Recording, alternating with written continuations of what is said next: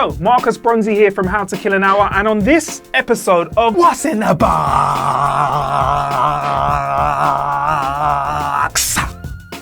we are unboxing. Dramatic music, please, Billy.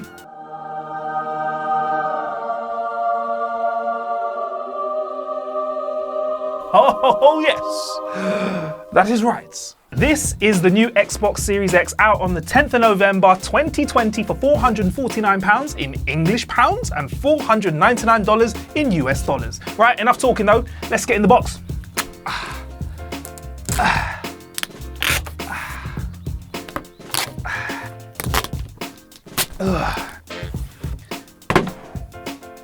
There we go. Let's lift this out. Let's put some respect on this name though. This is the next gen of console. Have I got this the wrong way up? I'm sorry, Xbox. I got this the wrong way up. Whoopsie. But when you stand it up, make sure you stand it up the right way. So yes, like I said, completely new design, different from its predecessors. It's an upright tower design, which PC gamers I think are going to be more familiar with. I believe it can be played flat. Got these little pads here, which means you can pop it on its side. So vents has been something that we've been having discussions about on internet. Got these rear vents, slightly indented cooling vents on the top with a glowing green inside. Logos wise, you've got a very minimal design here, which I like. Excuse me, sweaty hands. Xbox logo, top right, which I believe is the power button. Also got a Xbox logo on the side, quite nice as well. It's also got a disc drive here as well, you can see, which is placed on the left-hand side or right-hand side, depending on how you're looking at it.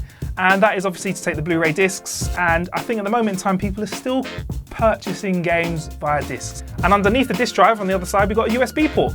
Got two more USB 3 ports. Got Ethernet cable support here, so you can plug in for that high-speed gaming.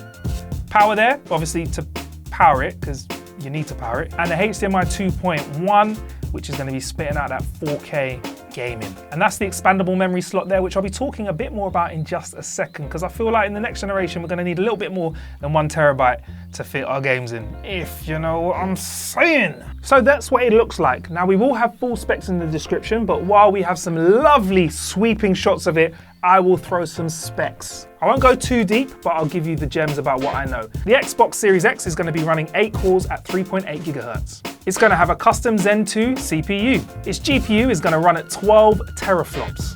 Memory-wise, you're going to be running 16 gigabytes of GDDR6, 320-bit wide bus memory bandwidth, 10 gigabytes at 560 gigabytes a second, and 6 gigabytes at 336 gigabytes per second. Internal storage-wise, it's 1 terabyte custom NVMe SSD, which promises to set up and load games very quickly. However, you will need extra storage, I figure, and the expandable storage support is a 1 terabyte Seagate expansion card for the Xbox Series X and S, which matches the internal storage exactly and is sold separately. Now, support for a USB 3.1 external hard drive sold separately is going to cost you about £200 to £220, and I think it's something that you're probably going to need. No doubt there's going to be some third-party providers out there that are going to be offering you cheaper hard drives at some point in the future. How are they going to run? Who knows? And are they going to load the games as quickly? Presumably not. Video capabilities, gaming resolution, you're looking at true 4K high dynamic range. Up to 8K HDR. Optical drive is going to be a 4K UHD Blu-ray. Its performance target is going to be up to 120 frames per second. Its HDMI features are going to be ultra low HDMI latency, HDMI variable refresh rate, and AMD FreeSync. Sound capabilities are going to be Dolby Digital 5.1, DTS 5.1, Dolby True HD with Atmos. Like I said, if you want the full specs, we have got a link in the description to this video where you can find out everything you need to know specs-wise, because I ain't too sharp with those numbers. I was looking for the controller and I realized they've cheekily tucked it all back here. So look, you got HDMI lead, you got power lead, instruction manuals, and the control pad. The Xbox Series X controller is similar to the one introduced with the Xbox One, offering the same buttons and core features but with a few new changes, including a dedicated share button which is placed in the middle of the Xbox Series X controller between the two thumbsticks. The idea of a share button isn't new, both the PS4 and the Switch has them, but it makes it even easier to share recorded images and videos with the new system.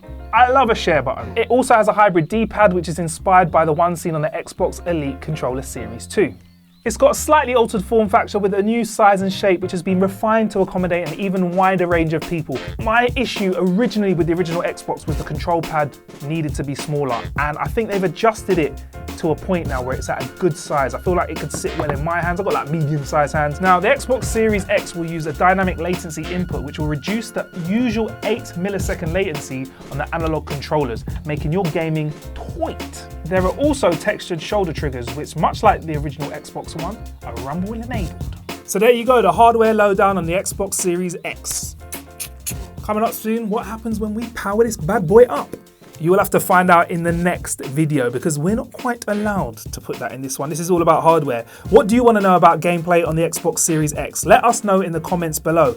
Also, you can find us on Twitter at HowToKillAnHour. I'm there too, at Marcus Bronzy.